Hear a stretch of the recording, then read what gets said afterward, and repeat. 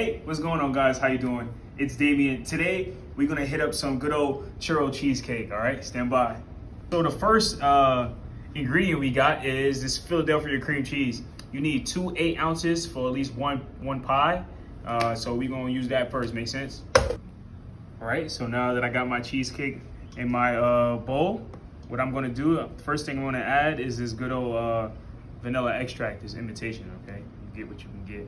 You're gonna use about a teaspoon of that.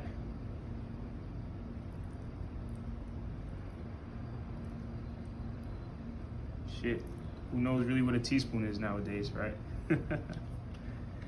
And you wanna make sure you use a whole pint of heavy whipping cream, or you can use half and half or 30% whipping cream. It's up to you on how the thickness that you want for your cheesecake, okay?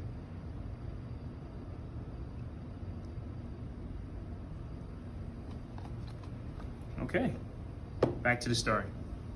All right, so and our next ingredient is gonna be this good raw sugar. I like raw sugar because you can actually taste the crystals. The crystals are a little bit bigger, so you have a little bit more sweetness, but not a heavy sweetness like white Domino sugar. So this sugar is brown and it's really good. So I like to put about a lot of it, all right? Because we just like to have fun. Look at that, look at the color. The crystallization of those sugars. Really good. All right, back to the start. All right, so sometimes I don't like telling people, but a lot of my secret ingredients for a lot of things that I make is this good old honey, right? Honey is really, really good to bring out the flavor in all types of food. So it's definitely one of my main sources for my cheesecake. And also, I learned this from my grandfather, rest in peace. A little bit of a lemon, it works really well. I already put the lemon in, so now I'm just gonna add the honey, all right? You don't need too much honey. Just enough, all right? Just enough. 2 teaspoons is perfectly fine, all right? All right, so next, your pan, right? You can make your own crust. You can get your, your cookies, you crumble it up, put it at the bottom of the pan, hot butter and stuff like that. But I actually bought mine already made, graham cracker type crust. But what I did is I added butter, hot butter, melted, and I put it on top of the crust so when it can absorb the cinnamon sugar.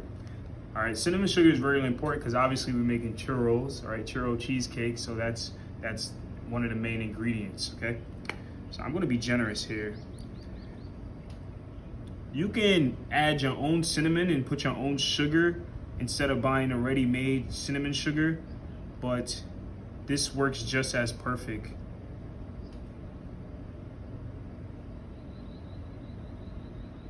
Churros is really cinnamon sugary, so you gotta make sure that's good. All right. All right, so now what we're gonna do, we're gonna transfer the batter into your good old churros pan. All right, so next we have the crescent dough sheet from Pillsbury Doughboy. Comes in this can, as you can see.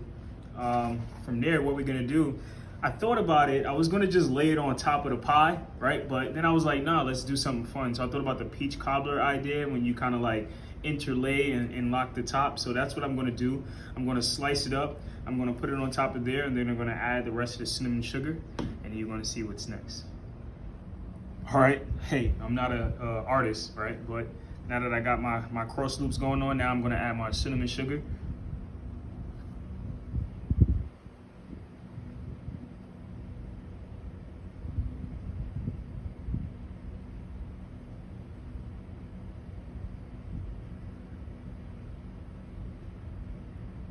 Right.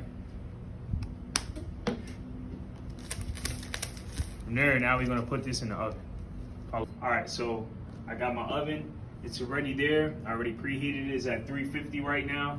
You can do 350 to 365. It all depends on how fast and how thick you want your cake to be cooked. All right, from now, so I'm gonna put it in the oven. Give it about 25, 30 minutes, and we'll be right back. All right, guys, so this is, it's been 30 minutes. This is the final product for the churro cheesecake. Hopefully it looks good. Let's check it out. Oh, wow. Look at that.